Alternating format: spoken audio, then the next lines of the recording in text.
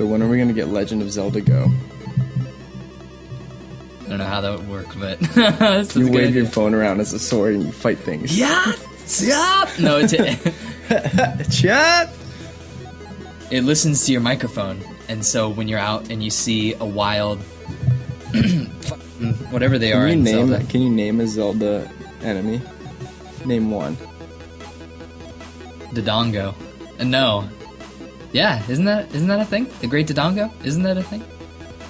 I'm gonna look this up. I can name Wolfos. Ganondorf. Oh, that doesn't count. I meant like a NPC. Wolfos. I feel like Skeletor is one of them or something. Skeletor? Link! You will not thwart my plan. Yeah, the Dodongo. It's this little thing. Oh, where you hit the bombs in their mouth? Yeah. Those are pretty cool. I knew I was right. Or something. What's going on, everybody? Welcome to Radiovania, episode number 22, back from the break.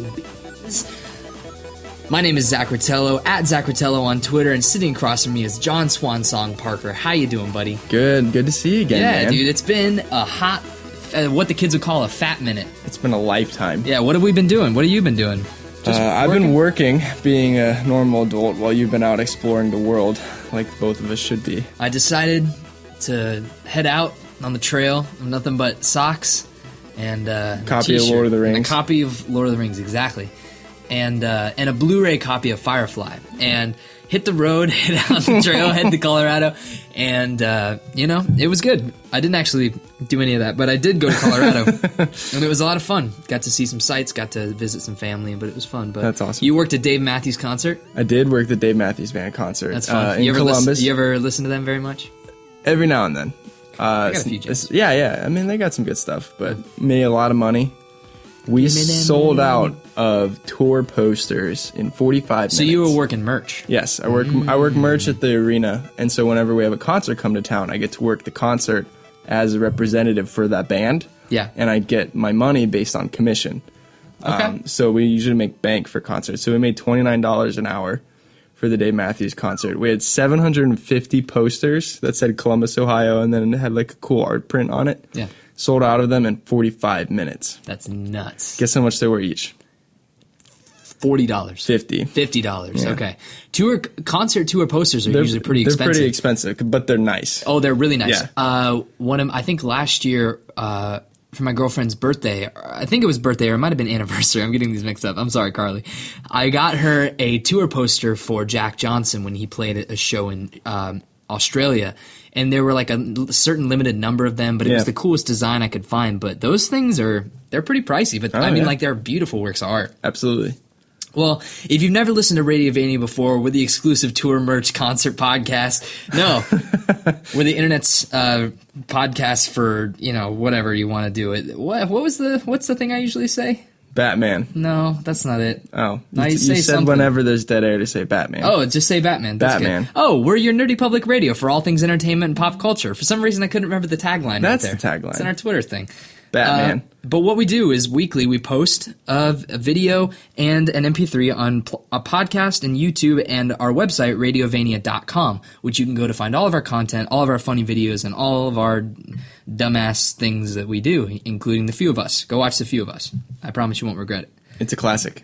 You can follow the show at Radiovania on Twitter. You can follow me at Zach Rotello, John at @John_Parker. You can email the show at radiovaniashow@gmail.com. And if it wouldn't be too much trouble, go to YouTube, click the little red button under the thing that says subscribe. Go to radiovania.com and subscribe. It really helps us out, helps us make better stuff so that we can start making $29 an hour like John made at the concert, which would be nice. We could really use a second microphone.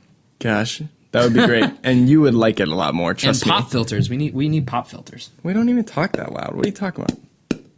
Batman. We got a big-ass show for you guys today. We came off of the After Dark last week. What did you think about it? Did you listen to any of it at all? No, because I have the memories still stuck in my head of getting Fresh cornered in the Lord of the Rings v Star Wars fight. It was awesome going back through and editing it. And then I did listen to the one part. It's so like, funny, man. Yeah, I'm gonna have to go with Lord of the Rings. Like, just you guys. you guys. But I mean, that was a good time. It was a good time. We miss our boy John. Yeah, seriously, John. He's fighting the good fight over in China, making more money than we are for some corporate fighting the good fight means corporate internship. On vacation. He'll be back soon though, and maybe we can get him on the show again before he goes off definitely. to Lehigh. And if not, we'll track him down. We'll go to Lehigh. We'll have round 2 in Lehigh again because that was the first After Dark we were. Ding ding ding! The official Lord of the Rings v Star Wars show. It's coming. Oh, we already did that topic. I'm kidding. If anything, we should just listen to you talk about it. The whole topic should just be Star Wars, and we should just have you talk about it for an hour and a half, and then we'll interject. Oh man, I'd lose my voice. We'll call it the Ultimate Star Wars Show. Maybe by the time we go to Lehigh again, it'll be right before like Rogue One comes out, so then we can post it right when that comes out and everything's hot for it. Damn. I'm hyped. I'm getting chubby just thinking about it. So that's this year. That's this year. It's in a few months. And Batman Return to Arkham is like 2 weeks. Oh, what a time. I'll wait for that. We'll get to that news story here in a little bit about Return to be Arkham. alive. But John, what have you been playing the last few weeks? The last time I left you off, you were playing that Lego Star Wars: The Force Awakens. How is it? How are you enjoying it? It's great. It's the most fun I've had playing a Lego game since Lego Lord of the Rings came out, and they really that's my favorite. Yes, and that was my favorite until I played this one. And Lego Lord of the Rings took the open world aspect that they introduced in Lego Batman 2, and they made it a lot better, and it flowed easier. There's different open worlds, though, right? In Lego Force Awakens, it's like it's spread There's out. Planets, yeah, and that's kind of how Lego Batman 3 was designed, but it was with the lantern planets. But this is a lot better because like the open hubs are a lot larger, and there's like first order missions, and you can get bounty hunter contracts and like scavenging contracts and stuff like that, as well as all the characters from all 7 movies. Just like a couple here from the prequels and the originals, and then obviously it's really Force Awakens heavy. So, but it's a lot of fun. The campaign is long. The bonus missions are cool. They don't like change the Star Wars story enough or anything like that. But it's just like little nice. They're things, like right? fun stuff, like how they got the Rathtars on board, or you remember the guy in Maz's cantina with the cool red helmet. He's the Crimson Corsair. There's a level about him, and he's just fun because he's got like a little ragtag group of people. So it's just like fun stuff like that, and they take it and they make it their own Lego way. They have all the voice cast, but yeah, it's a lot of fun. Nice. What do you think about the? Have you tried playing it co-op yet? We're about to try tonight, but yeah, I played co-op with my sister and with our friend Nate. Okay. It's fun. It's the same as Lego games. Co-op that's what they kind of build themselves on. But how would you? It's easier to platinum with the second person because you can split up and do different things. Have you already gotten that platinum? No, I'm over halfway done though. Cool. It's not hard at all. Yeah, it's just I would Lego give it. games. I would give it like a 2 out of 10. Yeah. It's just tedious, right? Mm-hmm. Yeah, you have to do all the missions, get all the bricks, get all the mini kits, get all the super Jedis or Jedi characters. Yeah. What did you think about the third person like cover based shooting mechanics? That was a lot of fun. Yeah, it has absolutely no like recoil to it or anything like that, or repercussions, I should say. It's not like Uncharted where if you die, you have to go back and start over. It's like it's a Lego game. If you die, you fall into bricks and you come back and you're exactly where you were and you kill the same amount of guys. But I mean, like, it's cool. That's a new game mechanic, and that's the best part about this game that I think makes it the best. Is instead of reusing the same puzzles, they add like 5 new ways to solve puzzles and stuff like that. They have the multi things, right? Where it's the like multi-build, all the BB-8 stuff, the cover shooting, the droid stuff, the resistance and first order, like check-in door points, and you cut things open with a lightsaber like Qui-Gon Jinn and stuff like that. It's really fun. It's just, that's all I can say. It's just fun. I'm looking forward to sitting down and playing it with you. We'll around on it after the show. Definitely. Yeah. I jumped. You also played Lego Jurassic World, right? So you've been on a Lego kick. I did. Lego Jurassic World kind of sucks. Yeah. Especially because you played it first and then you played Lego Star Wars immediately after. Yeah. I've heard good things about Lego Jurassic Park, but not great things. The best part about Jurassic World is playing as the dinosaurs. Obviously, you don't do it enough because the story is... I mean, yes, the dinosaurs are characters in the story, but it's, you have to place the humans through the story for the most part. And once you get past the first movie, you really just don't give a shit about anybody. Like, because I get to the last world, and the only person that I know is Ian Malcolm. Yeah. And I don't remember anybody because I've only seen that movie once because it's so bad. And then you play Jurassic Park 3, and you're like, wow, I forgot how much of a train wreck these 2 movies were. And I haven't even started playing Jurassic World. So I haven't even beaten the campaign on Jurassic because I've been playing Star Wars too much. Well, I jumped in to Fallout 4 for a little bit, messed around. I realized something. I don't care about Fallout 4 anymore. I played for about an hour and a half, and I was like, I can't do this. I don't care about my character. It's like when you try and jump back into Battlefront. Well, Battlefront's... I still haven't played Bestman. The thing is like with Battlefront is that I feel like I could jump into it and just like mess around for a few minutes, but it doesn't mean anything because your character doesn't mean anything, and it's just like a lifeless, faceless certain person. In Fallout 4, I jump back in and I've got this guy that looks like me, and I forget where I was doing and what I was doing and what weapons I have upgraded and where my house is and what my companion is doing and what even quest I'm on. And I was just like, you know what? I can't deal with this. But luckily, I went on my trip, so I took a kind of a break from video games the past couple weeks and haven't been playing a whole lot. But I got back. I started Firewatch with my girlfriend. We started playing the first... I really want to play that game. We played about the first hour, and it is phenomenal so far. Yeah. I mean, the writing is on point, the voice acting is on point, the visuals are stunning. I love I'm not going to spoil anything for you, but the way the game opens is magnificent. It is awesome. How much is it? Cool. I think right now you can get it for $19.99 on the PlayStation Store, but it's been on sale before. I wager it'll go on sale again. I'll wait. Yeah, but great game. Campo Santo, they've been doing well. I can't wait to get back and finish it.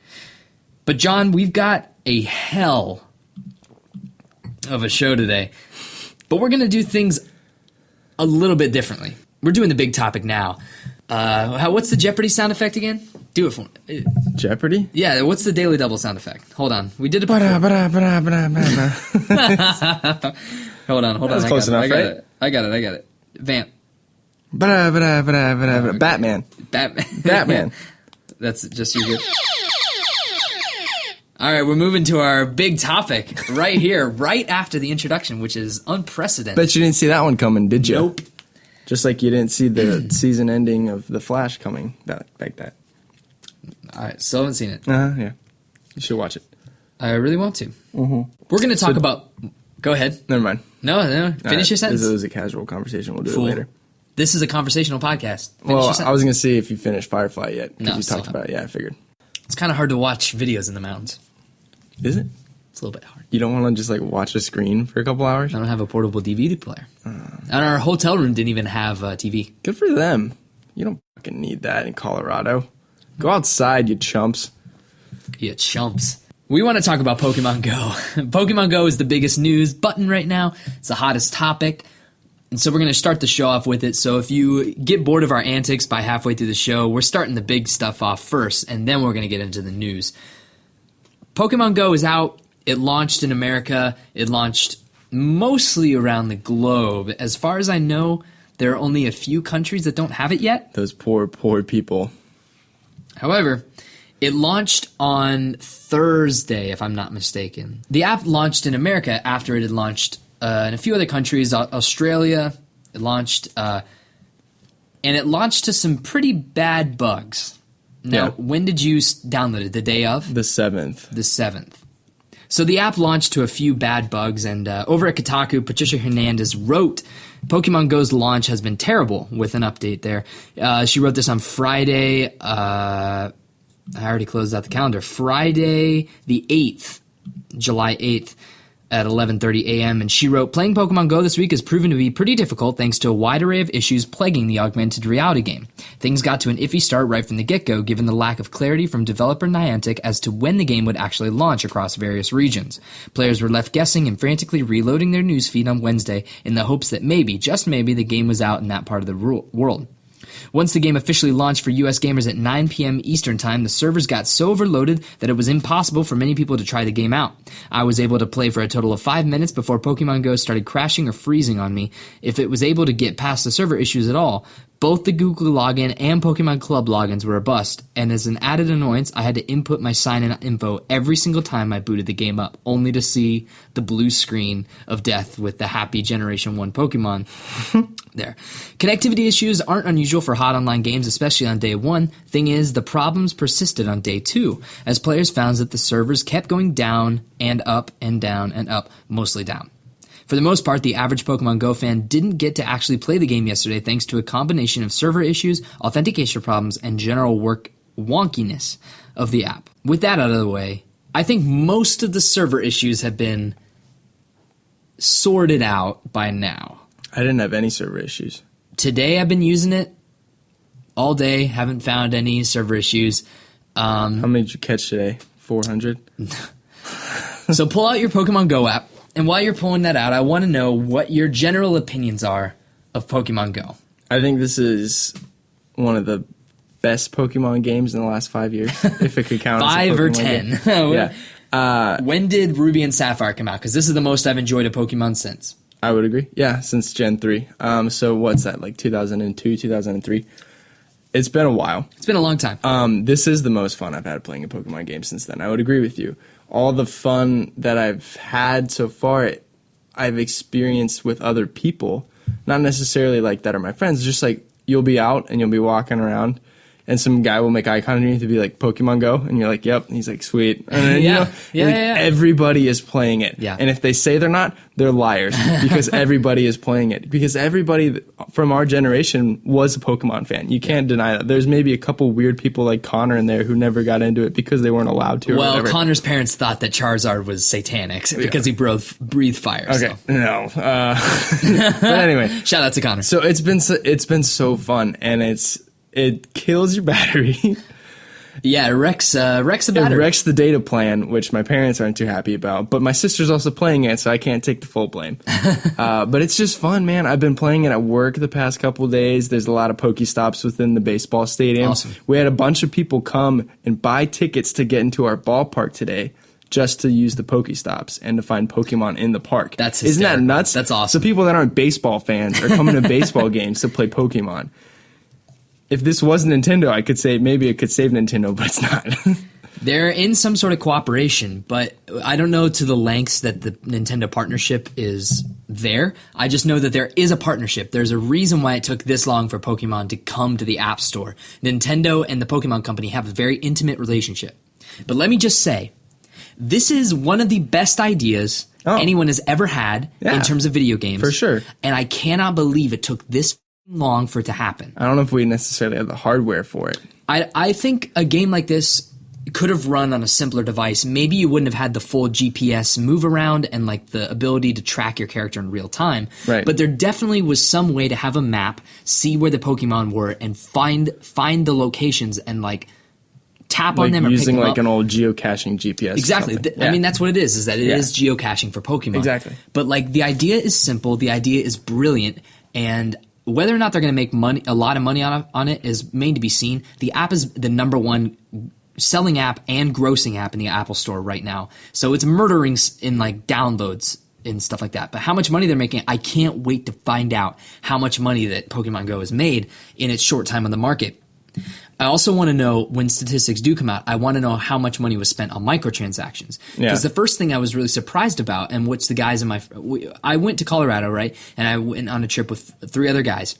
On the drive back, we got the app the day before the drive back. And so on the way back, every single gas station, every pit stop was made 10 times more exciting by getting out of the car and being like, there's a Vulpix over here. Yeah. It's just like, oh my God, Slowpoke. And we're like running around trying to get the best Pokemon at this exit or whatever. And so I couldn't believe it, but the thing I want to know is how much money they're making from microtransactions, because I was shocked that it was so easy to get Pokeballs. You know? Yeah, that's not what you need to spend money on. It's like the stuff to like incense and stuff. Incense to get is more, a big thing. Or like more incubators. Incubators are another big thing. I've got so many eggs I don't even know what to do with them. And then the other thing was eat them. Yeah, eat them. Oh my God, how morbid. And then the other thing was make an omelet, Charizard omelet. Oh Jesus. The other thing was upgrading your storage space. Yeah. Because I already have run out of space multiple times in my bag. Not my Pokemon. I don't understand. Item bag. It's just my item bag. Yeah. I'm running out. I've got berries. I've got Great Balls, by the way. Have you gotten any Great Balls? No. Where do you get those? Some Pokestops have been giving out some Great Balls recently. I don't know. They got to be good Pokestops then. The Western water tower over there by the Country Kitchen was giving out Great Balls. So. Oh, okay. I don't know how great of a Pokestop that is. But needless to say, I am unbelievably satisfied with this app.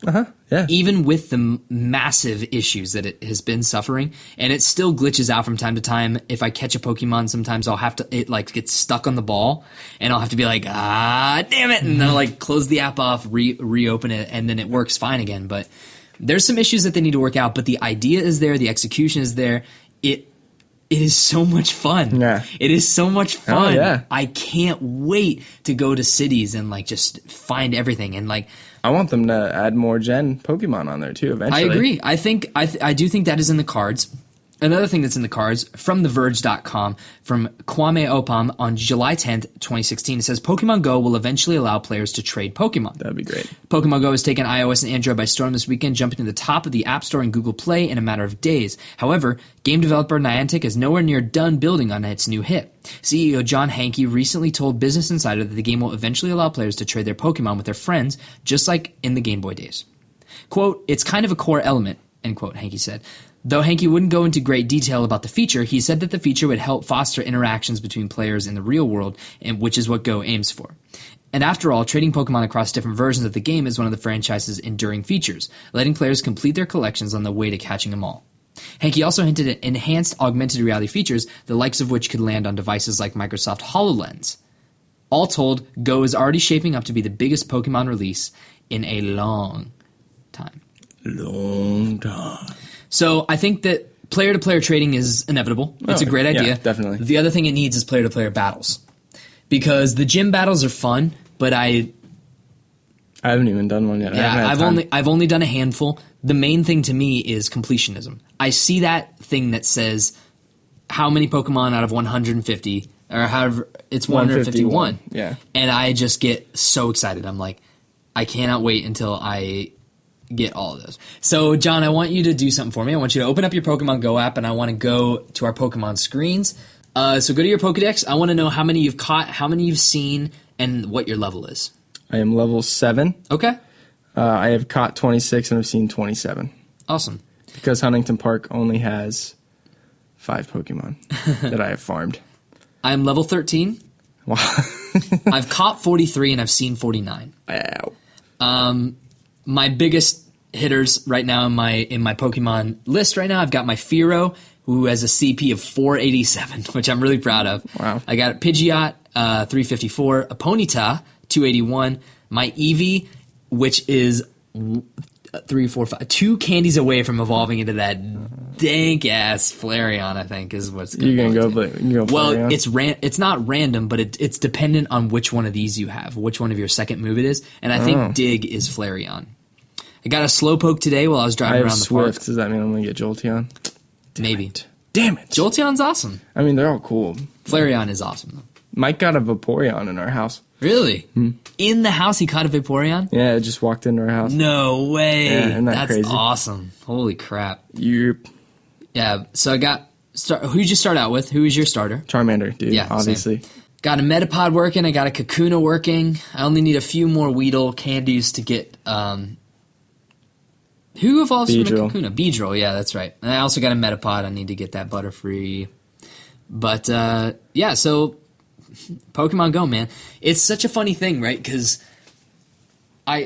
we all grow up, at least those of us in my generation, I feel like we all grew up with the same sort of thing where it was like, video games aren't a hobby, they're a distraction. And so when you're in your room, you're playing video games, I would have my folks come up and be like, you got to go outside, you got to go play, right? Now you can. Now you can. But the whole thing is that video games do lead to a sort of community that I think that a lot of older generations have missed out on, the fact that an art form that's interactive in the same way books are interactive, because it takes effort to finish a video game. With a movie, you can put it on the background and finish it, and it doesn't take any effort. Video games, you have to mentally put effort into those things. You have to complete the puzzles. You have to complete the tasks. You have to finish it. You have to be active in doing it. And with Pokemon Go, it forces you to go out in the world as well as playing this video game, which is collecting them all, battling, and being the top spots. And while that is a genius thing, I found that the best stories that I've had with this game, the best moments, have been not from playing the game. It's been from what's been happening to me while I was playing the game. The other day, I went to downtown Lebanon, which is the town that we live in. Very small town, right? I was going to go on a walk, and I was going to see what downtown Lebanon had to offer in the Pokemon department. Not much. Got some Weedles, got some Caterpies. Dude, there's weed everywhere. Everywhere. And I picked up, I'm finding Pidgeys like it's going out of style, man. Oh, yeah. Pidgeys are totally the Zubat of Pokemon. I have a lot of Zubats. That's the thing. Really? Is, the baseball stadium that I work at, Huntington Park, has Drowsy and Zubat. So I've had a shit ton of those. Yeah. Drowsies are awesome, though. Hypno's baller once you get them. Yes. I was actually and don't do this while you drive, kids, but I was actually driving home and a hypno popped up and I tried to catch it while I was driving and I drove too far away and it disappeared. Isn't that depressing? Yeah, that's what we were doing on the drive back from Colorado, is that one person would be driving and the other 3 people would be catching, and the person in the shotgun seat had both the driver's phone and their phone, and they would be like double flipping their thumbs to try to get awesome. The Pokemon. It was so much fun. But anyway, so I was walking around downtown Lebanon, and there were these 2 guys that they were bearded. They were, I would ballpark 25 to 30 years old, and they were walking around with their cell phones, and they passed by me, and they were like, they pointed at me, and they were like, "What'd you get?" And I was like, just a Caterpie. And they were like, there's a ton around here, man. And so I was like, yeah. And so we passed by for a little bit. And then the next time I saw them, I was at the intersection where there's a library in the corner, and I was over by there at the City Hall, which also the City Hall is a pokey gym. And I maintained that spot for a day before I was kicked out. But I saw these guys across the street, right?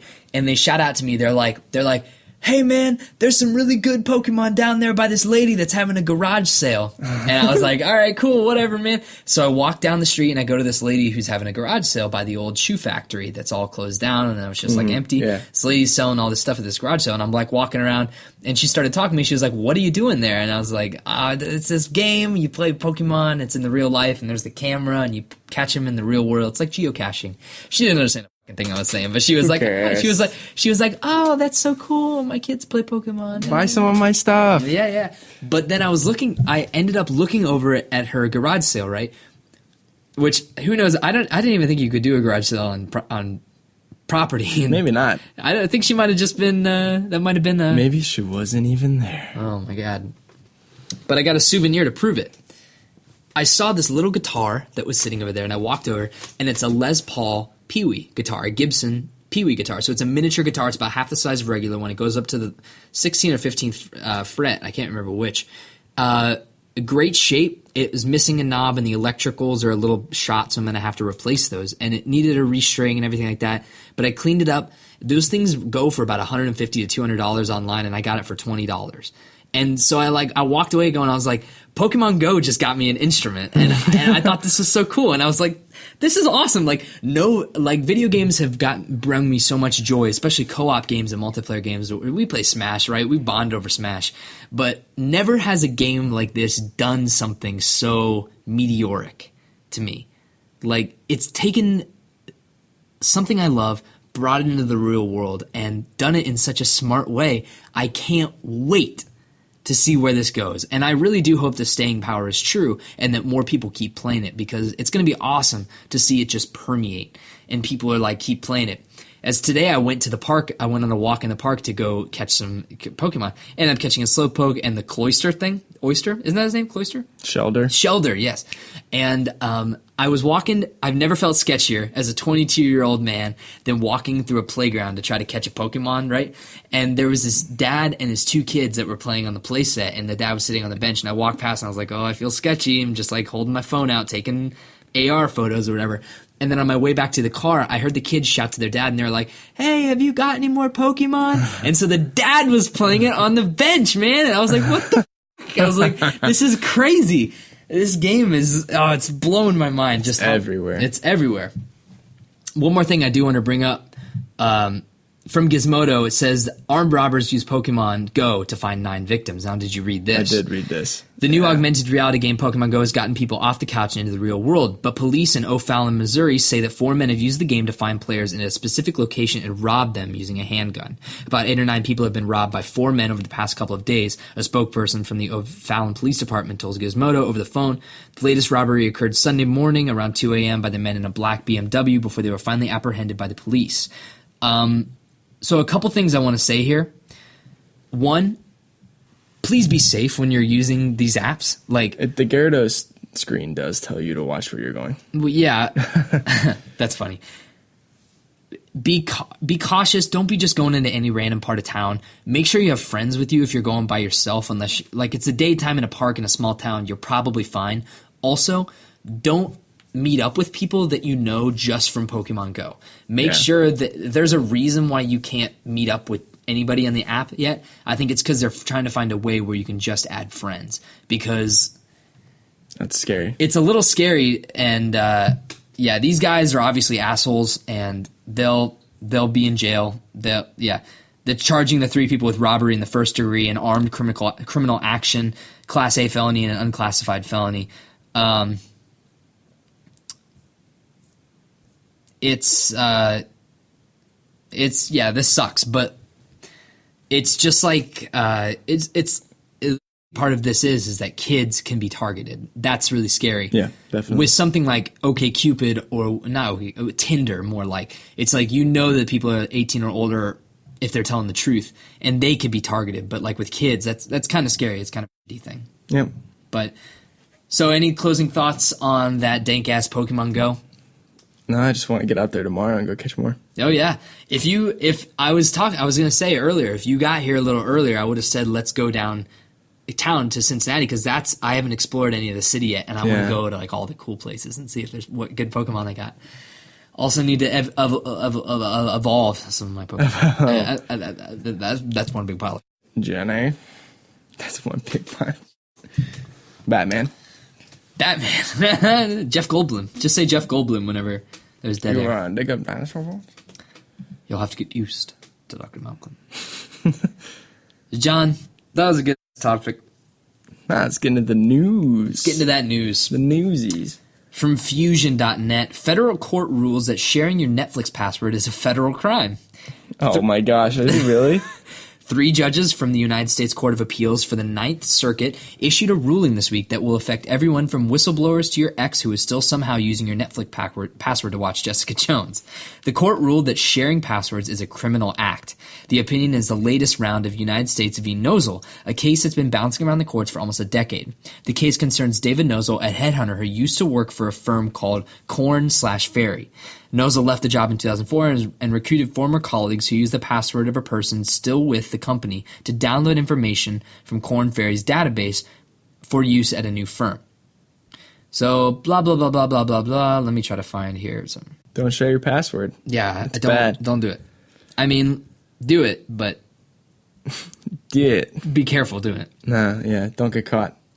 I don't know. There might be undercovers looking for you sharing your password. The thing is I don't know how they're going to police something like that, you know? Like one judge disagrees. Probably. Yeah, I guess that's true. Yeah.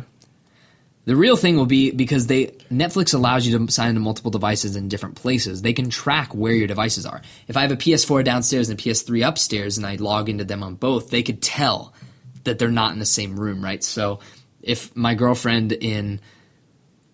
girlfriend in South Carolina, right? My girlfriend in South Carolina, she still lives there. Yeah. What are you talking about? Thanks, Zach. If she logged into my fuck you. Next topic. If she logged into my thing, they'd be able to tell. But anyways, we'll see if Netflix does anything to do about that. But from the Wall Street Journal, Apple is in talks to acquire Jay-Z's Tidal music service. Sources say talks are undergoing and may not result in a deal. Apple Inc. is in talks to acquire Tidal, a streaming service run by rap mogul Jay-Z, according to people familiar with the matter. Apple has explained the idea of bringing on Tidal to bolster its Apple Music service because of Tidal's strong ties to popular artists such as Kanye West and Madonna. Now, the Wall Street Journal sucks because they make you subscribe or sign in to read the entire fucking thing, and you have to pay for it. So I'm going to end it there and just say, what do you think about this? Being the Jay-Z fan that you are they looking to like merge it with Apple Music? My guess would be that they buy the rights to Tidal. And they still keep Tidal? And close it the down. I think that's the smart thing to do. You don't want anything diluting the brand of Apple, right? Like you don't want a competitor saying like, oh yeah, Apple Music is cool, but Tidal is better. Or it's the same thing with Spotify. Like, if Apple could afford to buy... Sorry, we're pouring drinks there, if you can't tell. We're getting into that. Just pause for a second. Ooh. You hear that? Jesus. That made a sound. It would be like if... Yeah. So if Apple had the opportunity to buy Spotify, you bet your ass they'd buy Spotify. And they would... Yeah, they would definitely take that opportunity. Close it the fuck down. They can't, though, because Spotify's too awesome. Spotify is a better iTunes, right? iTunes is has always been this annoying piece of thing. It works fine, and updates every 2 days. Yes, and it was annoying, but it worked so great when I was a kid, and I was so reluctant to give up the Spotify Ghost or the iTunes Ghost. And then when I finally did, I realized like Spotify's just easier. It's just better, and it's the best $5 a month. But it doesn't have Taylor Swift, Zach, or Beyonce. That's why you illegally download Taylor Swift. Send her a message that yo, you don't need the money. Put your music up on We everything. made that famous. God, we talked about that famous music video. Jesus Christ. From Polygon.com, Hall of Famer Jim Brown gets $600,000 to settle lawsuit against Electronic Arts. Jim Brown, the Hall of Fame football player and actor, has settled for $600,000 in an 8-year-old lawsuit against Electronic Arts, EA, a case that is tied to litigation that ended the NCAA football series. Brown sued EA in 2008 over the Madden NFL series' old practice of putting all-time great teams, such as Brown's 1964 Cleveland Browns, into the game. Brown and many others were easy. Go ahead. Fucking Cleveland. Brown and You many have to ruin everything, don't you? Just enjoy your Cavs victory and just get off everyone else's. No one cares. Brown and many others were easily identifiable by their position, uniform number, and skin color, height, weight, and other features, but their names had been stripped out. Users were able to edit in the names themselves. QB number 11. Throws the wide receiver number 4. So Brown then bought his own suit against EA in 2008. At one point, the federal judge ruled that EA's roster practices were permissible as video games considered, quote, expressive works, end quote, such as a painting. In the years since, EA made the same First Amendment defense in its NCAA litigation, claims that were initially upheld but overturned on appeal. That helped force EA into the settlement table in 2013. There is still one lawsuit pending against EA Sports' unauthorized use of likeliness in the rosters of its sports video games. The retired players who sued their union, settling for $24 million in 2009, sued Electronic Arts in 2010. That case, which is Davis versus Electronic Arts, alleges damages greater than $5 million.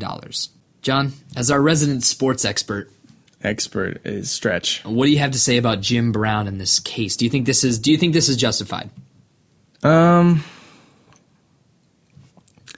No, because I liked NCAA football, and I don't like how that got taken away from everybody.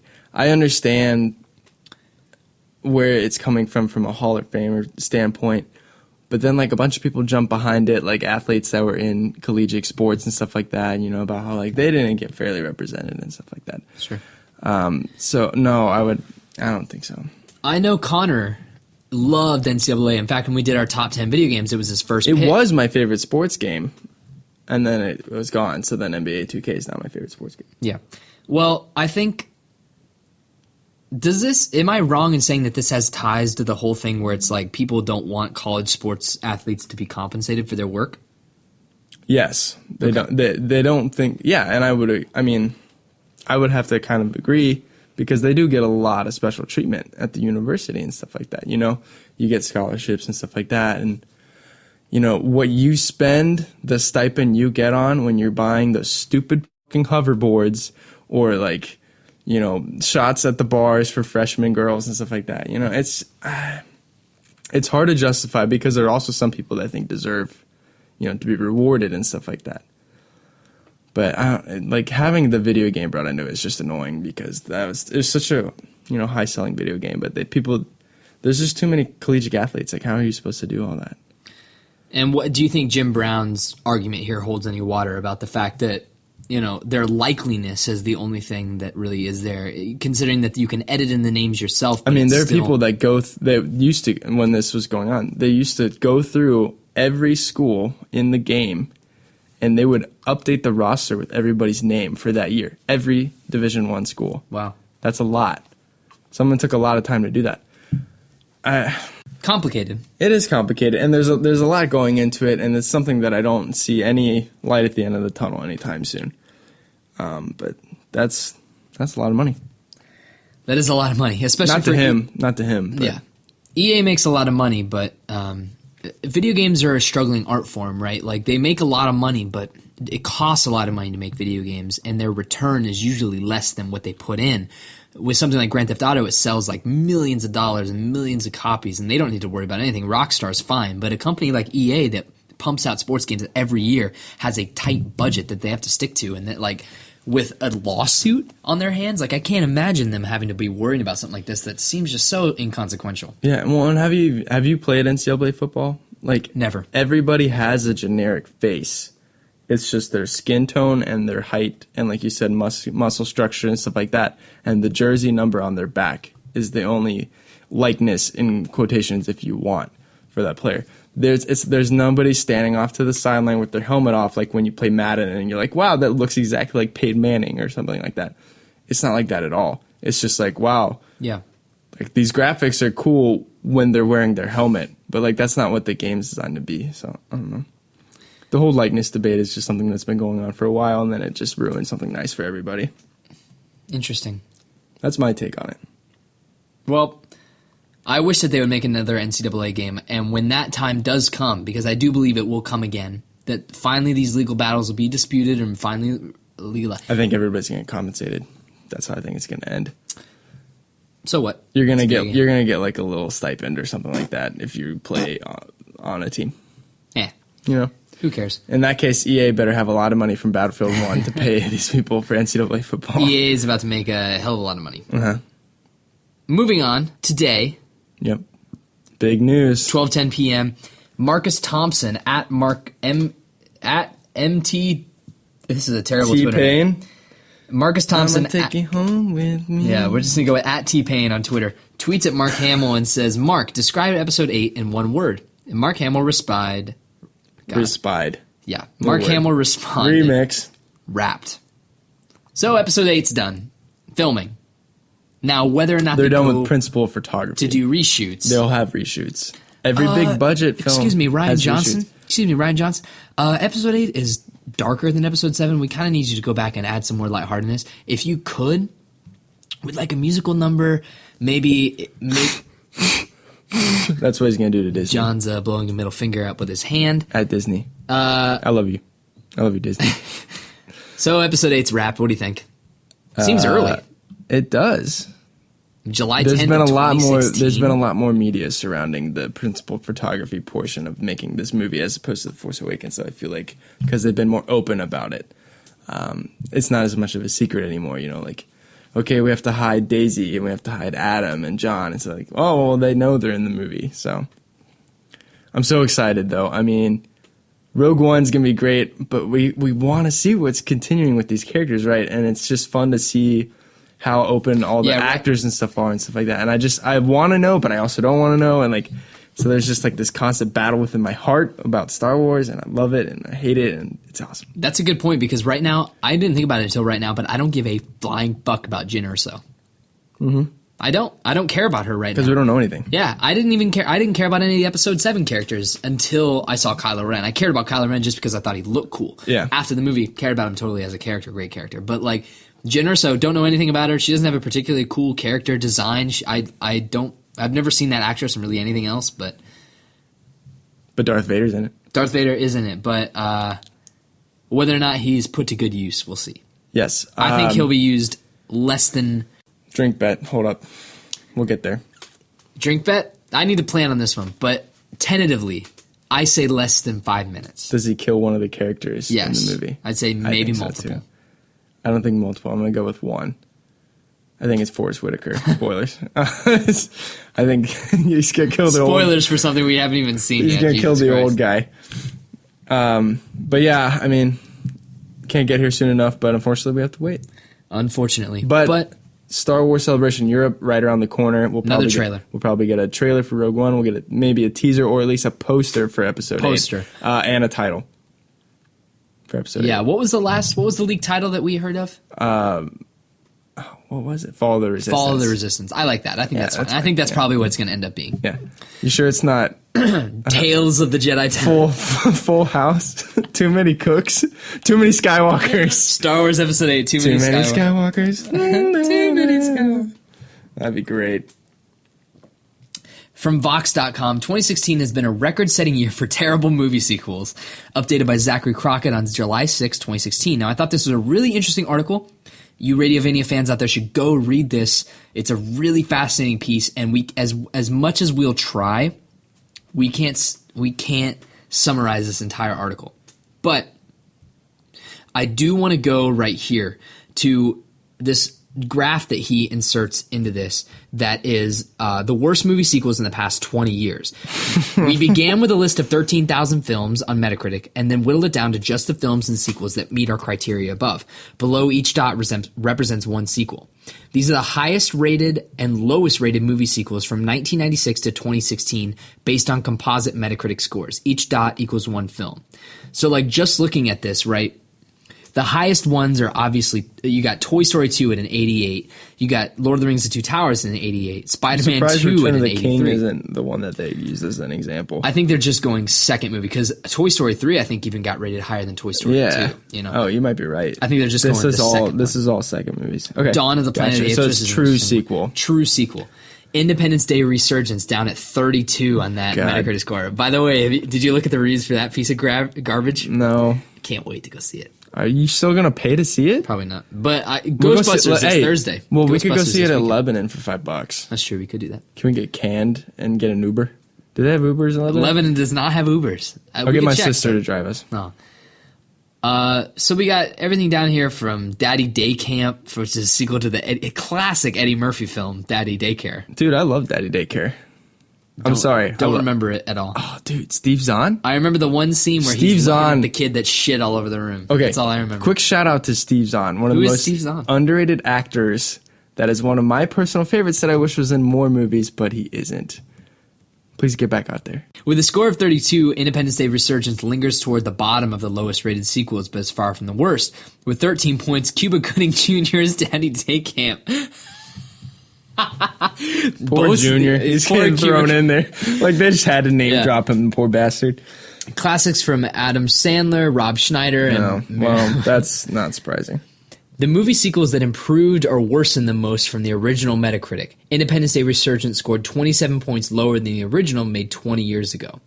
So these are really cool. So let's go down here. We got Batman Begins 2004, scored a 70, and then The Dark Knight scored 12 points higher.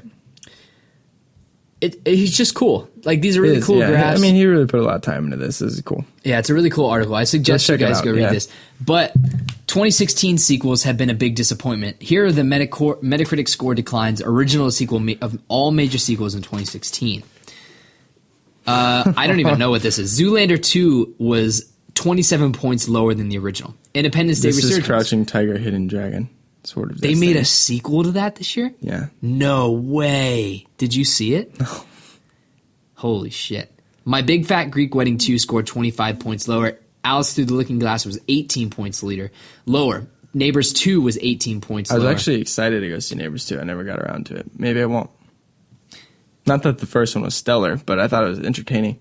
But another big point here, and we'll close on this for this news article. The average box office earnings, sequels versus originals. Sequels earn an average of $163 million, while originals earn $18 million. Sequels sell, and that's really sad, because I bet Ghostbusters is going to make hella money, and it's probably... I don't know. I think so. Have you seen this? How much money has Independence Day made? I don't know. Have you seen the Metacritic, though, for Ghostbusters? No. 60s. Really? 60s, 70s. We could be wrong. We might actually enjoy that movie. It's going to be funny, but it's not going to be Ghostbusters. We should. Yeah, we should. Dinner, nice movie. If you're going to Chicago this weekend, we can't, but we should go see it this weekend. If you're not going to Chicago, let's fucking go see this movie. All right, we'll talk about this after the show. I want to go see Ghostbusters. Can we go see it Thursday night at midnight? That's when I'm having my party, dumbass. What if we have that on Wednesday? Okay, Wednesday we can... we can have the party Wednesday and do the thing Thursday. I have friends that are free on Thursday. I'm trying to make sure that every one of my friends can come. Well, bring them to Ghostbusters.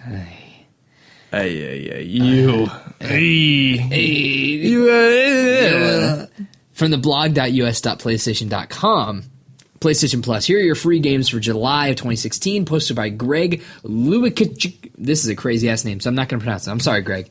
On July 20... Try to pronounce that. What do you think it is? Lewicich. Okay. On PS4, you can get Fury and Saints Row Gat Out of Hell.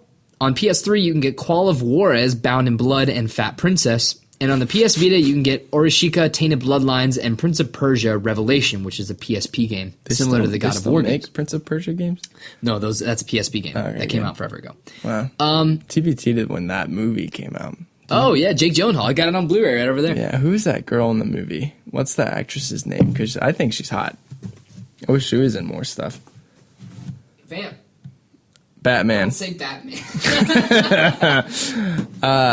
No, but she was in Quantum of Solace. She was the secondary leading lady in that Bond movie. She's a babe. What's her name? Look up her name. What is it? Gemma Arterton. She's hot. Yeah. Yeah. Man, remember this movie? I haven't seen this in so long. I don't even know why I bought it on Blu-ray. Let's not and say we did. I think we should watch it tonight. You know what I'm saying? But I brought Temple of Doom. Ooh, other good pick. Yeah, or Crystal Skull. Oh, yeah. It's a box set. No, we have to save Crystal Skull for when we do our commentary, because that's going to be a dank-ass commentary. The commentary's coming. Spoilers. Thanks a lot, Zach. We can't make an announcement now.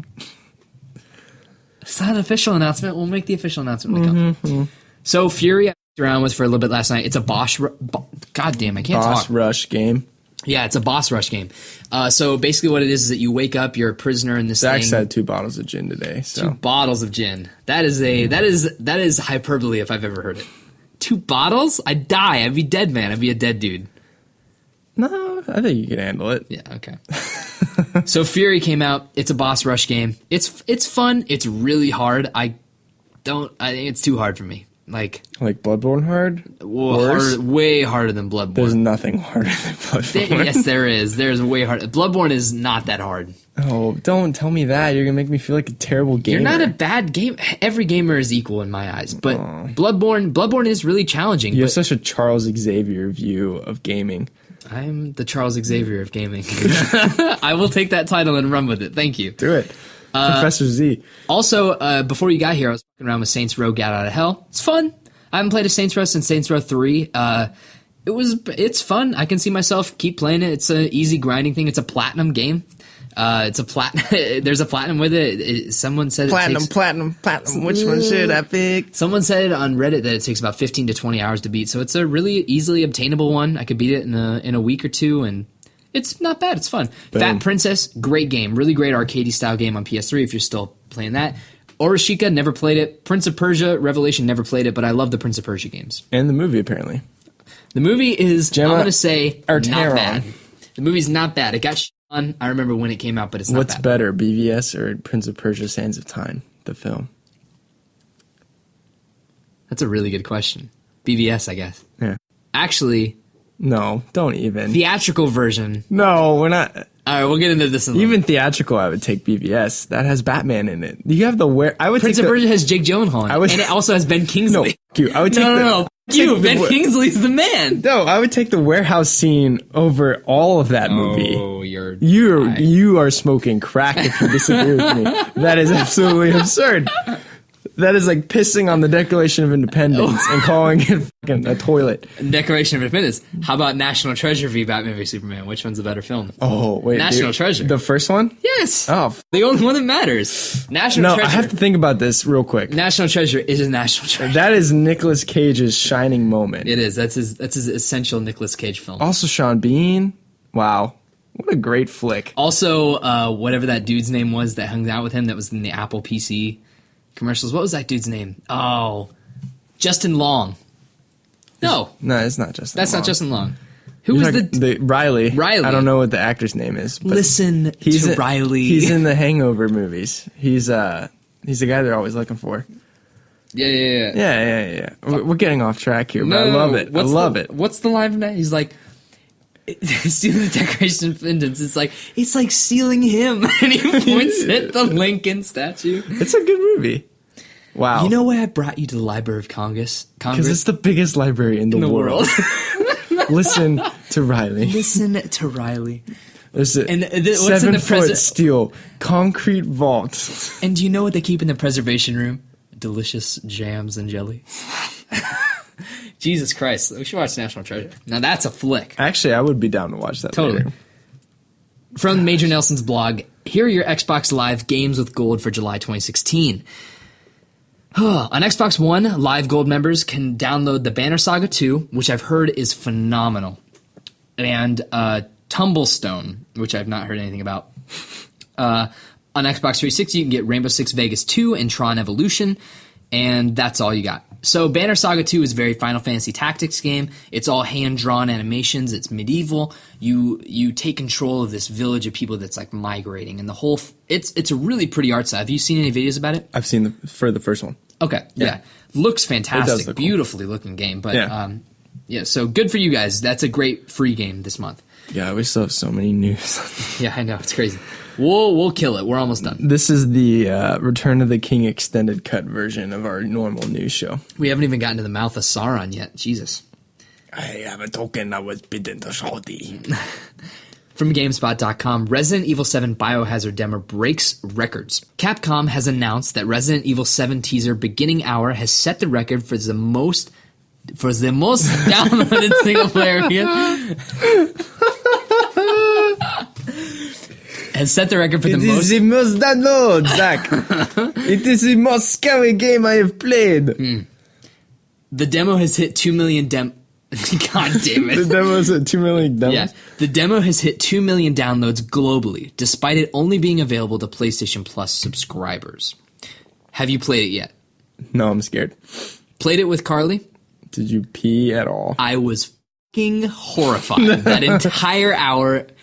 By the way, it's way shorter than an hour. We kind of steamrolled through it. At the very end of the demo, it was getting to the point where we both looked at each other and we were like, this is really scary. I don't know if I can handle this, because we turned off all the lights and we were like, it's going to be a total horror movie thing. We're going to sit down. We're going to enjoy it. And by the end of it, I was just like, all right, turn on the light and here's what we're going to do. We're going to turn our heads and I'm just going to press the stick forward and run to the end of the things in hopes that we get out of it and miss the jump scares.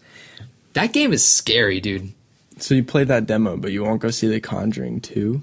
No. I'm in control of the demo, not in control of the movie. Oh, you got a good point there. Yeah. Going back to what we talked about earlier. Yeah. Really good, though. It was a lot of fun. What I can't even fucking imagine is playing that game in VR. I would shit No, there's no way. I couldn't. pants. That's one game I couldn't. No. Any type of game like that, I would not be able to play in VR because I would die. I wouldn't be comfortable. I could never be comfortable playing that in VR. Ever. I would throw my VR headset like on the ground. I'd be like, whoa, and then it'd break. I'd be like, Yeah, oh. you'd break the official Radiovania VR. By the way, I no tried. Batman Arkham Knight. Holy crap. Sorry about that one. PSVR went back up for pre-orders, and I tried to get one for Radiovania. Didn't get it. Damn it. Didn't get it. So that Arkham VR is just out of our grasp. But they did announce that it's going to be $19.99 when it comes out.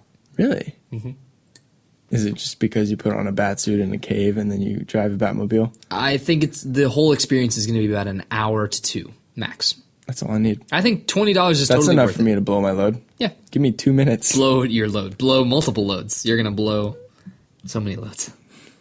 From GameSpot.com, Zelda Breath of the Wild needs to sell 2 million copies to become profitable.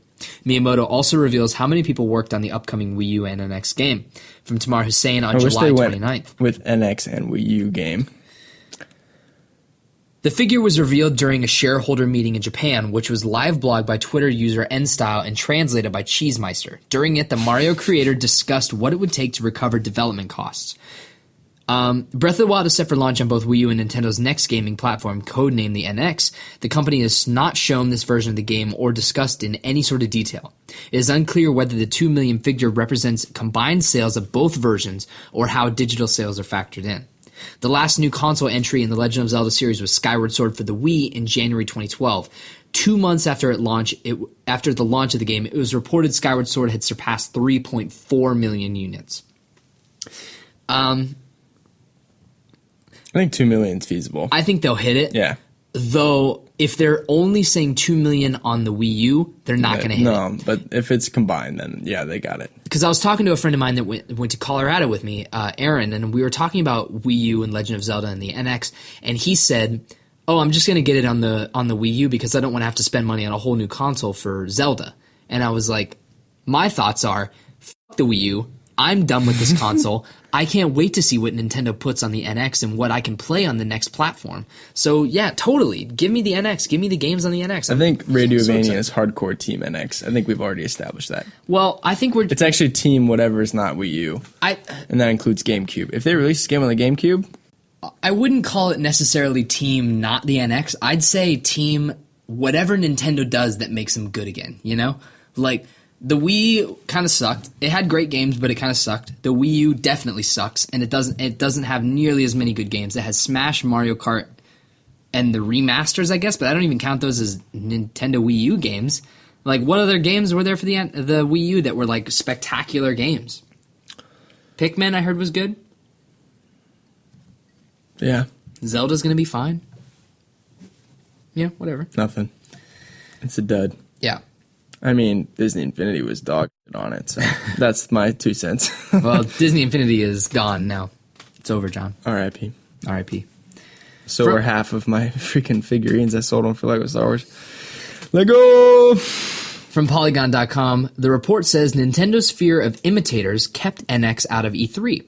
Nintendo didn't showcase its upcoming new hardware, currently known as the NX, at this year's E3 due to concerns about imitators.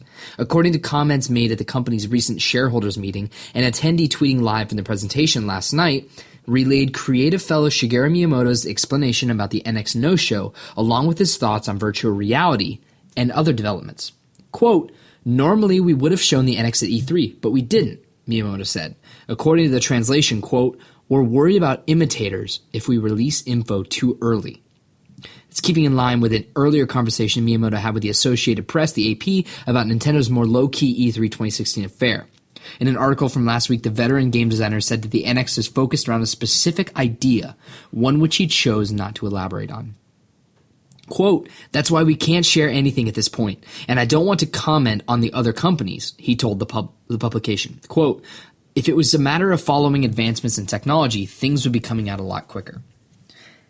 If this is their reason for why the NX wasn't at E3, this is dog shit. It's a cop-out. No one's trying to copy you, Nintendo. No one is trying to copy you. Yes, you should be taking a good hard look at Sony and being like, we need an Uncharted. Guess what? Zelda isn't Uncharted. As good as Zelda is, it doesn't have a story as good as Uncharted. Luigi could be Uncharted. How great! Don't tell me you want to play. Luigi, no! Lazarovich! It's like one of those. Yeah, dude, I totally play the shit out of that. But yeah. Nintendo needs to get their act together. Uh-huh. Here we go. The moment Zach's been waiting for. Here we go! Yes! From the 2K blog, Remastered Bioshock The Collection is coming to September 13th, 2016 for PlayStation 4, Xbox One, and PC. From the 2K blog, it says 3 Bioshock games, all the single-player DLC, remastered for modern machines, 1 value-packed bundle. It's been 9 years since Irrational Games and 2K took you on a terrifying journey to the depths of the underwater city of Rapture with Bioshock. 5 years since you returned to Rapture in Bioshock 2. 3 years since you grabbed a skyhook and sailed across the floating city of Columbia in Bioshock Infinite. And on September 13, 2016, you can relive these award-winning adventures or experience them for the very first time remastered for current-gen consoles and digital PC with Bioshock The Collection for $59.99. There's a lot of games to buy this fall. Holy shit. Yeah. This is everything I ever wanted. I'm so excited for when 2K finally does announce the next mainstay Bioshock game, like the next entry in the series. But Ken Levine's not working on it. That's a downer because Ken Levine is the creative visionary behind those games, at least 1 and 3. 2 was a little muddled. They had people from 2K Australia working on it, or 2K Marin, or wherever the other 2K staff was. But Bioshock 1 and Bioshock Infinite are must-play games, and I'm telling you this right now. When this comes out, buying it, yeah. Yeah, when this comes out, you're playing it. I want to do a Radiovania talk, like where we go through and like give our thoughts about the games we're playing them. Sure. They're really like these games pioneered storytelling in video games. Uncharted wouldn't be Uncharted without Bioshock. Like, Gone Home wouldn't be Gone Home without Bioshock. Firewatch wouldn't be Firewatch without Bioshock. Bioshock started this whole sort of narrative experience, and God, they are so good. Bioshock is still like one of my favorite games of all time, is if your not my favorite number game. one. Yeah. Well, you said it on the show. I know. So if you don't own up to your word, who are you? I still vacillate. That's a different. It's like my favorite albums of all time. Like right now, whatever could be my favorite album, but tomorrow it's like this. But Yeah, it's usually between Empire Strikes Back and Arctic Monkeys for me. so, so yeah, it's this is a must buy. Must buy. Must buy. Yeah, pre-order this shit right now. He everybody. wants some Lady Blay. No, I can't wait to get it. I'm also planning on playing the Skyrim Remastered. Yeah. I'm giving your favorite game a chance and Michael's favorite game a chance. So if I'm not your guys' true friends, then fuck both of you. You're a very best friend. And I expect you guys to play my favorite game, The Last of Us, if you haven't already. I already played it. It's fantastic. Well, you're in the clear. Next up from EW, Entertainment Weekly. Pixar, no sequels for Ratatouille, WALL-E, or Inside Out anytime soon. It's perfectly understandable to wonder why there are no rats, robots, or anthropomorphized emotions on Pixar's upcoming slate of sequels, which kicked off with Finding Dory and continues through 2019 with Cars 3, Toy Story 4, and The Incredibles 2. In a recent chat with Entertainment Weekly, Pixar president Jim Morris spoke about the studio's development process, why certain sequels made the cut, and why you won't be seeing anything less than original Pixar for quite some time. Quote, most studios jump on doing a sequel as soon as they have a successful film, but our business model is a filmmaker model, and we don't make a sequel unless the director of the original film has an idea that they like and are willing to go forward on. Morris explains, quote, a sequel in some regards is even harder than the original because you've got this defined world which on one hand is a leg up, and on the other hand has expectations that you can't disappoint on. So it's not a direct quote in saying that there won't be any future Pixar sequels besides the ones that are already in production currently. I think Cars 3 is a mistake. I think Toy Story 4 is a huge mistake. Incredibles 2, great idea. Incredibles 2 deserves a sequel. Well, it was supposed to be out like 10 years ago. So Yeah. That movie needs a sequel, and it needs it bad. Cars 3, no. Toy Story 4, please, God, no. I can't. It's happening. Get over it. I can't. Toy Story 3 ended so well, John. They're going to make another one. Well. Andy comes back, kills that kid, takes the toys back, and gives them to his own children that he had in college. What a dark opening, Jesus. And that'd be great. Pixar's been always looking for that dark opening. Toy Story 4 rated R. He comes up. Hey, is that my Woody? This morning, and I got myself a gun. Just wait. The police coming straight from the underground. Straight out of toy box. Crazy motherfucking name Buzz Lightyear. Buzz Lightyear. From Mojang.com, the Minecraft movie has a release date. Hello, future Minecraft moviegoers. I know you've been thinking just about every day, where's the Minecraft movie coming out? Well, luckily for you, we can finally say the Minecraft movie will be released on May 24th, 2019. The film will be released in 3D and IMAX. Direct to video. So there's a Minecraft movie coming. How does that make you feel? I'm excited as long as the two people in charge of the E3 demonstration are in it, because that's the most awkward couple that I don't want to see more of that. Hold on, Lydia. I'm right behind you. Okay, let's go check out this chimney. The best was the mine. The best was the mine when the guy's like down on the thing and he's like, I think I'm going to hang out here for a while. Everyone in the crowd is like, this Oh my is God. fucking awesome. It was the best, dude. Yeah, it was great. If they're in the movie, I'm sold. What a great E3. You got man. my day one purchase What a right great E3. there. I'm so excited for E3 is the best, isn't it? It's just the best. From Gamatsu.com, Batman Return to Arkham delayed to an unannounced date. I knew you were going to break my heart with that. Batman Return to Arkham will no longer make its previously announced July 26th release date, Warner Brothers announced. Quote, after reviewing the process of the project, the team at WB Games has decided to delay the release of Batman Arkham Return to Arkham to give the team at Virtuous Games additional time to deliver a polished Batman Arkham game experience. End quote. Warner Brothers staff Steve Grayson said on the WB Games forums, quote, we do not have a release date yet, and we will be sure to communicate that once we are sure the game will be ready. We know this is disappointing news, but we feel the extra time will allow the team to create the best gaming experience for our fans. End quote. You want to know why this happened?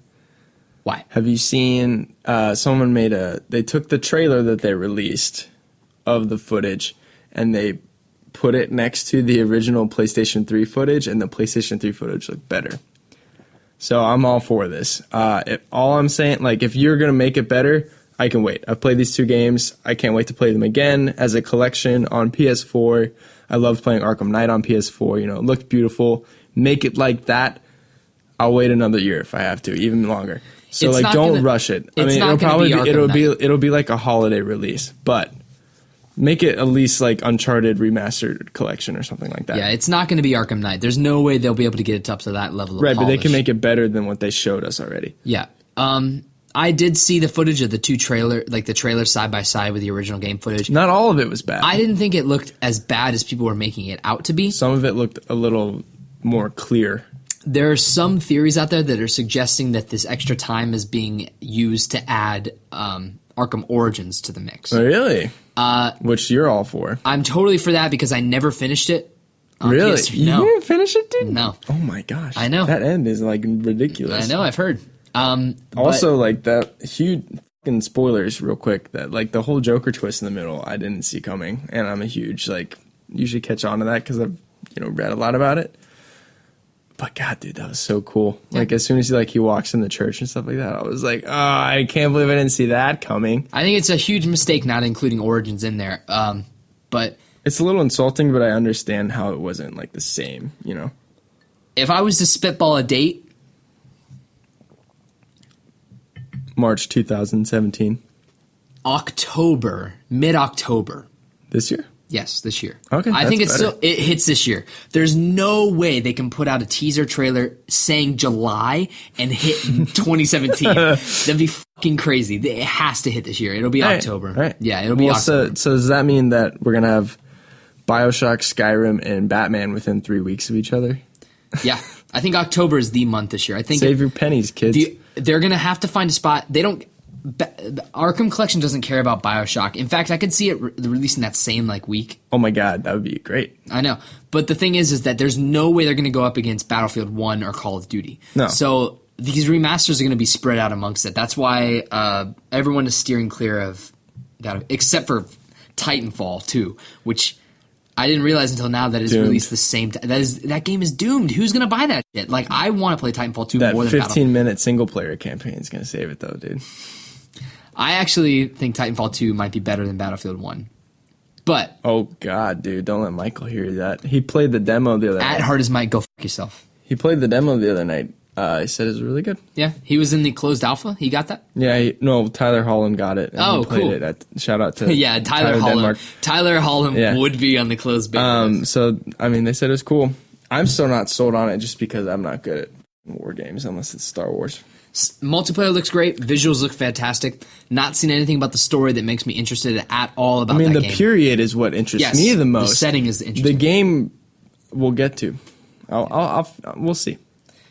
So transitioning from the news to the Comic Book Shop Talk Volume 3, but there's going to be a news article here that I got for you. Marvel's next Avengers team is going to be patriotic as fuck, from Gizmodo.com, from Evan Narcissus on July 1st, 2016. If good old truck driving CB radio and his skull superhero Ulysses Solomon Archer, star of the 1980s US 1 title, does not appear in this book in some form, I will be crushed. Announced today via the Washington Post, U.S. Avengers represents the next evolutionary stage of the current New Avengers title, written by Al Ewing, whoever cares. That series is a result of rich guy Roberto da Costa, also known as superhero Sunspot, buying evil super science organization AIM, Advanced Idea Mechanics, and turning it into Avengers Idea Mechanics. Once the dust clears after Civil War II, the AIM acronym will stand for American Idea Mechanics, a result of a new relationship with the United States government. The new super team will be tackling super threats in that S.H.I.E.L.D. usually does, because the mainstay super spy organization is suffering from a lack of confidence because of all its new recent screw-ups. So, long story short to say, it's just if this image is any indication, you got red, white, and blue Hulk here, you got Captain Marvel, I guess? That's I think that's Thunderbolt Ross, Red Hulk with a gun, a female Captain America, an android, the Iron Patriot with a woman in the suit, and somebody in the middle. What do you think about this, comic book guy? I won't buy it. But if you guys want me to buy it, tweet at me and I'll buy it. Doesn't interest you at all? No. Not at all. Marvel... You've been buying them Civil War issues. Yeah. Marvel is putting a lot of money into their movies right now, which are fantastic. Their comics right now necessarily are... They've changed so much that I'm completely lost in it. And I'm trying to jump into new stuff, but I just can't seem to get hooked on it. This doesn't excite me at all. So okay. Probably won't be picking it up. But all right.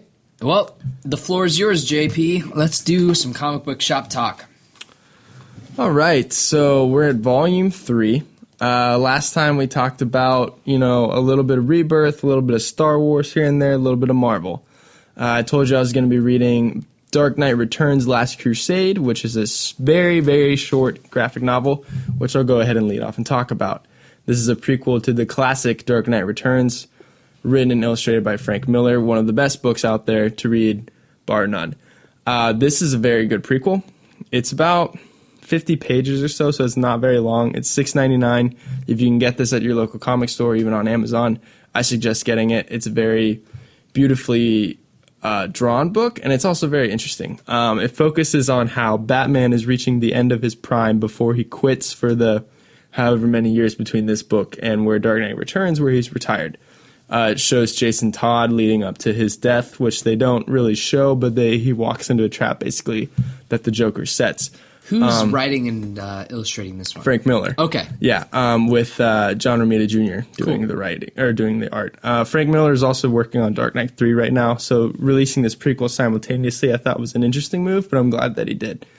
It's good. I'm definitely going to reread it, but basically it's Batman going up against Killer Croc, Ivy, all while dealing with the fact that Jason Todd, who he wants to be his replacement, is too violent to be Batman and he isn't ready. And then Jason Todd takes that personally. He overhears a conversation. And this is all spoilers, by the way. Sorry. Spoiler alert. If you don't know, Jason Todd dies. He dies. That just happens. Spoiler alert. Darth Vader is Luke's father. Yeah. There you go. What was I talking about again? Oh, yeah. So Todd overhears this conversation that Bruce has with Alfred, and then he winds up like, "Fuck you, Batman. I bet you I can catch the Joker on my own." Walks into a trap, gets beaten up, and dies. Just like he does in Death in the Family, the classic story. And then going into the new stuff, this past week, we had a lot of Rebirth titles coming out. Now, I was really excited about Rebirth with the one-shot. I talked about how emotional it was for me. I really liked having the whole Wally West story tied in, as well as, rebirthing the Titans and stuff like that. However, I have been reading Rebirth with everything that's come out just to stay on track. But it's not good. Rebirth is not good. No, it's not that. It's just like the stories are taking so long to develop. So I'm going to go ahead and start with the ones that I don't like. This week, recently, I'll go ahead and start with the one that I like the least, Superman number 2. Wow, you were really hard up on Superman number 1. Superman was terrible in the New 52. I'm going to go ahead and tell you guys. Yeah, we talked about this. You've talked about this. And he's dead. So you got your favorite Superman back. But he's doing like Dad of War thing where he's training his son. And I've been saying this, like, if you want to have a Superman book about Jonathan Kent, the son, wait until the Sons of Superman come out, which has Damian Wayne and Jonathan Kent in it. Why are you doing this in the Superman solo run? I want to see Superman punch some stuff. And they're doing that in Action Comics, which is like, okay, but like I'm not really thrilled about it. So I'm not super pumped about that. It was my least favorite this week that I read. So I'm hoping that they turn that around. And it's just because of the sun stuff? No, it's not that like that's a huge problem. It's just like it just feels like a waste of time because like and then they revealed that like, okay, so Superman basically in this book, spoilers, is like stopping a shipwreck in the Arctic. Okay. And they have to weld together this thing. And so he has his son use his newly developed heat vision powers that obviously runs in the Kryptonian family. And so he's like, don't worry about me. Even if you hit me, it's not going to hurt me. So this kid's like, just like, boom. He's like shooting laser beams. It's burning Superman's back, but it's also like going past him and like welding everything together. A little bit of Superman's DNA gets on the ice, some chemicals spill, and now we have like this fiery clone Superman thing. And it's just like, I don't care. Like, I don't care. I really don't. I was excited that you brought back the original Clark Kent, the one that everybody knows and loves. But you're doing this stupid story where he's not fighting any like original Superman villains that we haven't seen in a long time besides Lex, who I don't think counts because they've been focusing on him for so long. Like, give me Lobo, give me Parasite, give me Metallo or something classic Superman would be fun every once in a while. And they've been doing too much whack shit Superman that it's kind of driving me crazy. I'm going to have to like stop ordering it on my pulls list. Anyway, moving on from that, another disappointment, Aquaman 2.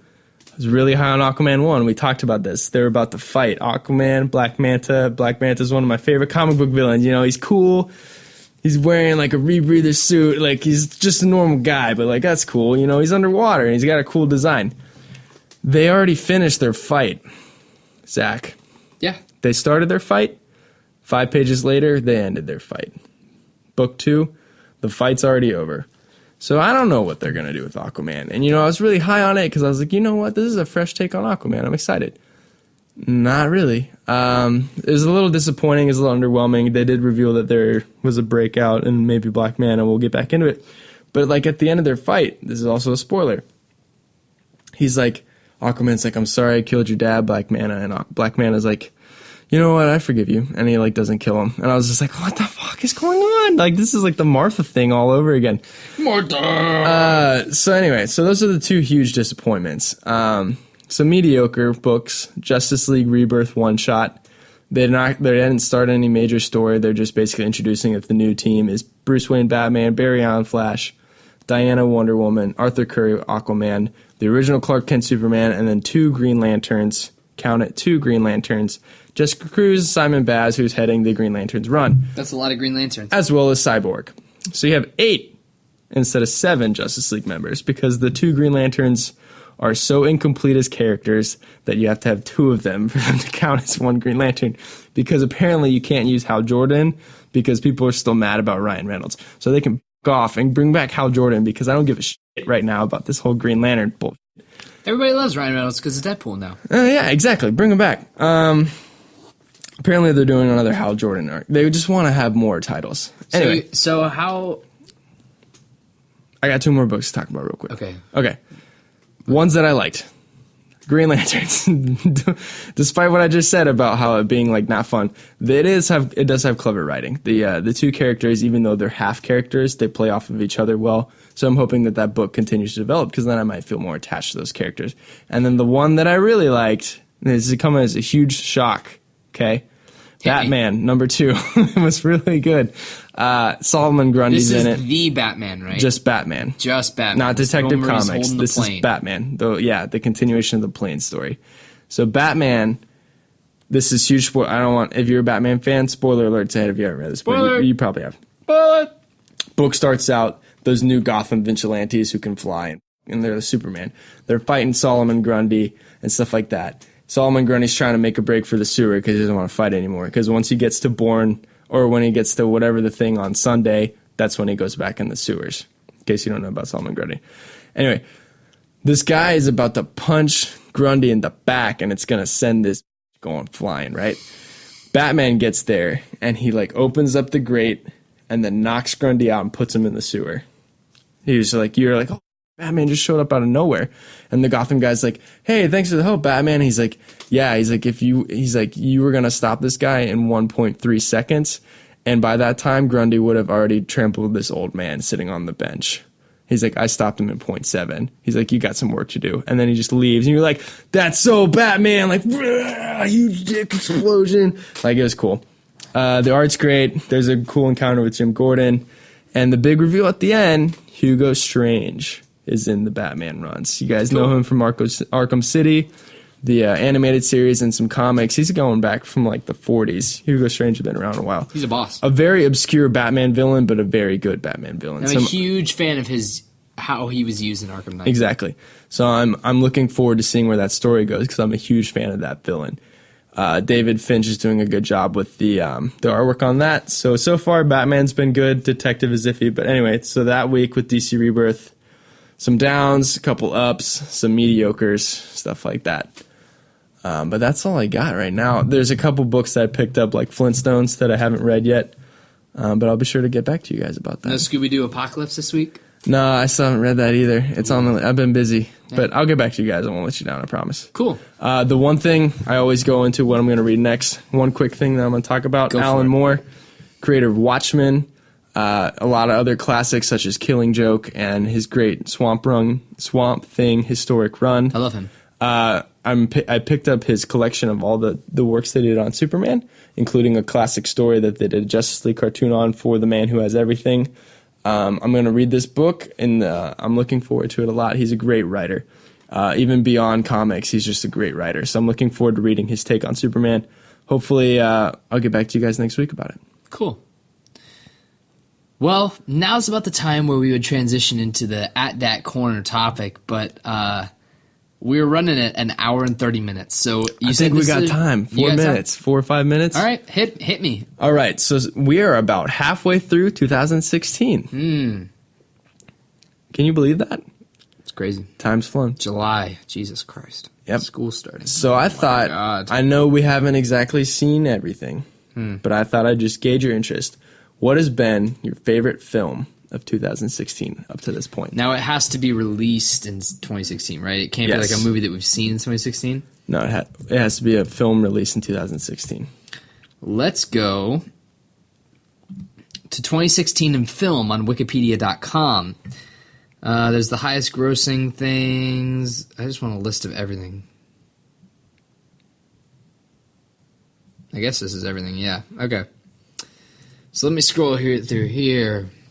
Norm of the North, The Fifth Wave, The Boy, Dirty Grandpa.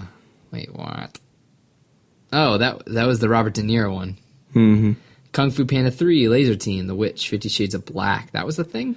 Yeah, that was a satire on 50 Shades of Grey with the guys that do scary movies and stuff like that. I liked Hail Caesar a lot. So that's in the short list. Let's see, Hail Caesar. Deadpool was really good. Zootopia came out this year? Jesus, I liked Zootopia. Mm-hmm. Zoolander? What do you have to say while I'm scrolling through this list? I already have mine hit figured out. Me. My favorite film of this year is Zootopia, bar none. I'm a huge fan of Deadpool, Batman v Superman, a lot of other smaller movies that have come out this year. Really wanted to get around to seeing The Witch, a couple other horror movies and stuff like that. But Zootopia, I think, has been, as well as critically and a box office success, the most successful and critically acclaimed movie in my opinion. I think this is a fantastic movie, one of the best Disney animated movies that they've released in a long time. I know Frozen was really popular. I liked it. Love Frozen. But I'm a huge fan of Zootopia. I think I like Frozen better. That's blasphemy. Zootopia is perfect. I think it's a great performances. Jason Bateman, Jennifer Goodwin, Idris Elba, just to name a few. J.K. Simmons. It's funny. It's got a great message in it, too. And you don't realize it until you're like halfway through the movie. And you're like, oh, my gosh, this is like a microcosm of the world and the society that we live in today, but with mammals.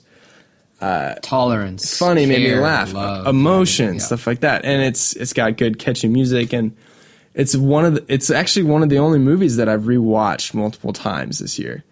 At least the movies that have come out this year and stuff like that. So I can see myself rewatching that for a long time, and I'm really looking forward to, I don't necessarily even know. I don't think I want a sequel for it because I think it's so good on its own. But I was so attached at the end of the movie to these characters.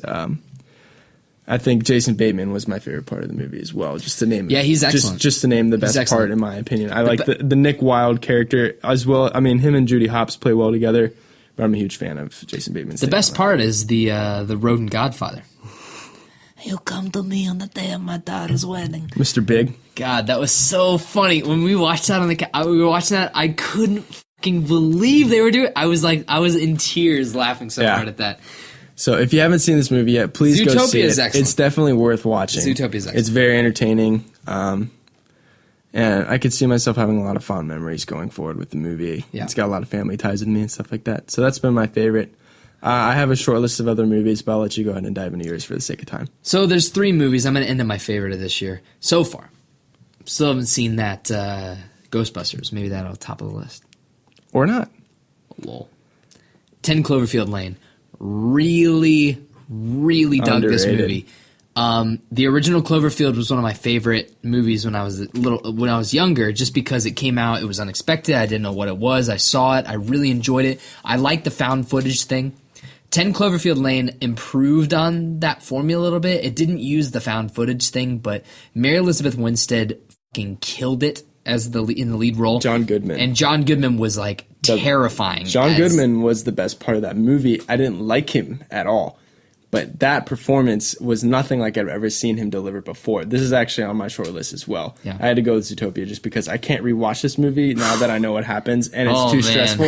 But when we went and saw this in the theaters, there was maybe 6 other people in the movie, and everyone was freaking out.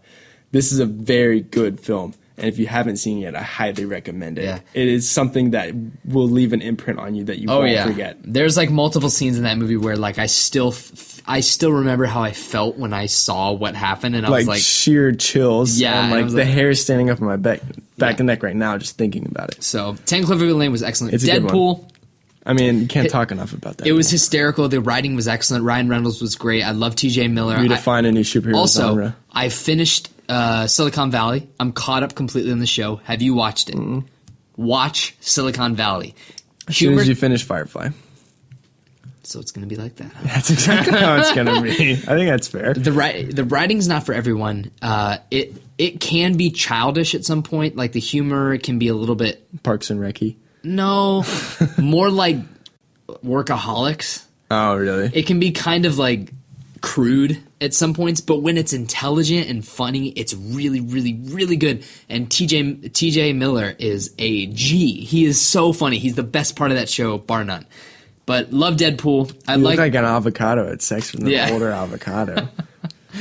It's awesome. There's an episode of Silicon Valley where TJ Miller's character they're trying to come up with a new logo. They're trying to come up with a new name for their company. So he eats a bag of mushrooms and goes on a spiritual quest.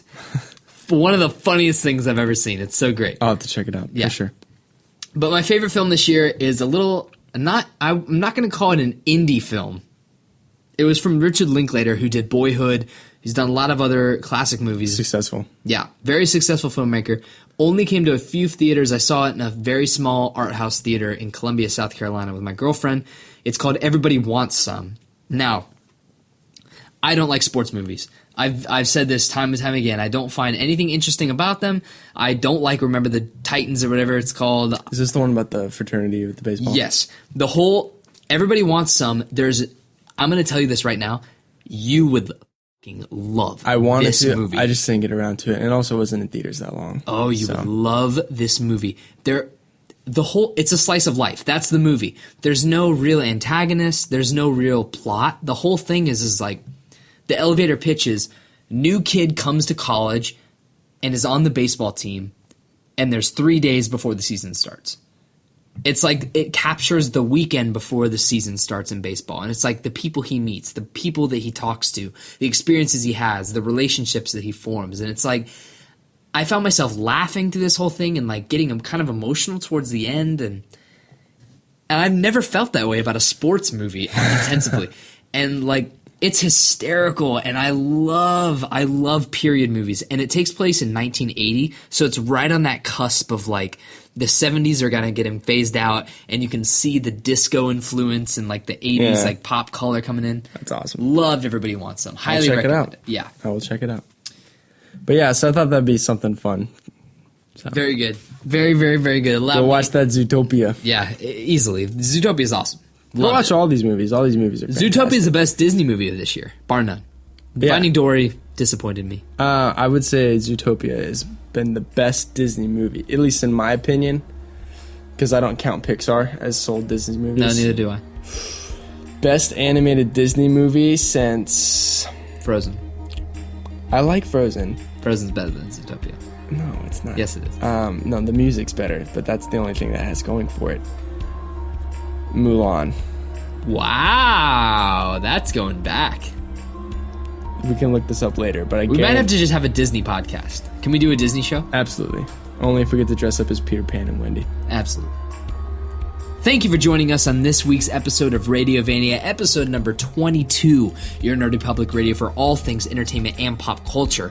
My name is Zach Rotello, at Zach Rotello on Twitter, at Radiovania on Twitter as well, and John is at @JohnParker. You can email the show with your questions, comments, and concerns, or topic suggestions, or whatever you want to radiovaniashow@gmail.com. Subscribe to the page at radiovania.com.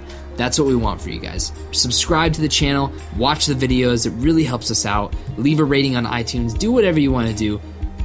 Let us know if you enjoy it. If you listen to this, we know that you're out there. We just crossed 500 listens on Spreaker. So if you're out there listening to the show, say hey. We'd love to talk to you. Feature in the show.